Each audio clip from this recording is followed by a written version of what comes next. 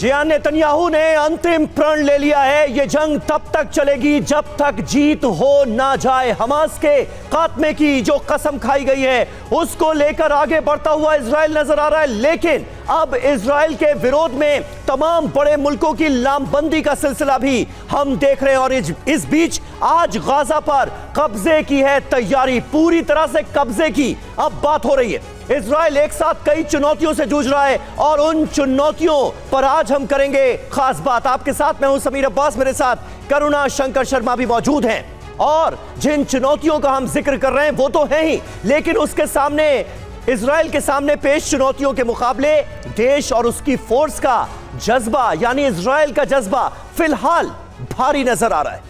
और देखिए, यही वजह है कि प्रधानमंत्री बेंजामिन नेतन्याहू का आत्मविश्वास कम नहीं हुआ है, डिगा नहीं है और फैसले लेते हुए वो किसी दबाव में नजर नहीं आ रहे हैं।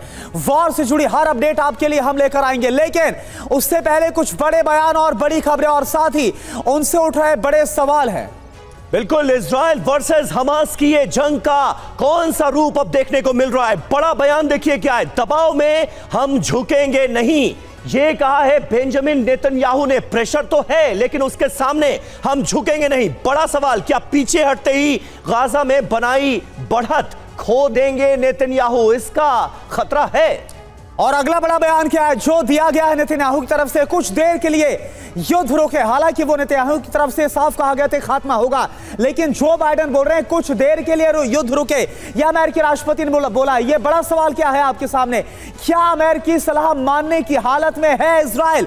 यह इस वक्त बड़ा सवाल लगता तो नहीं करूंगा, क्योंकि साफ तौर पर बेंजामिन नेतन्याहू यह कहते हैं कि युद्ध रोकने का मतलब हमास के सामने आत्मसमर्पण होगा। बड़ा बयान, फिर से 7 अक्टूबर जैसा अटैक भी किया जा सकता है। हमास ने यह बहुत बड़ी वार्निंग, बहुत बड़ी चेतावनी दी है। क्या यह तबाह होते हमास के दबाव की रणनीति के तौर पर देखा जाए, यह अपने आप में बहुत बड़ी बात है। हमास में अभी भी इतना दम बाकी है कि इजराइल को चुनौती दे रहा है और कह रहा है कि 7 अक्टूबर जैसे हमले दोबारा किए जा सकते हैं। बिल्कुल समीर, और देखिए अब इसके साथ साथ कुछ बड़ी खबरें भी और उन खबरों से उठते सवाल है। पहली बड़ी खबर क्या है, निर्णायक बढ़त के करीब इजरायली डिफेंस फोर्स नजर आ रही है। अब सवाल क्या है बड़ा, क्या उत्तर में हमास के ध्वस्त होते ही जंग थम जाएगी? यह सवाल उठता हुआ नजर आ रहा है।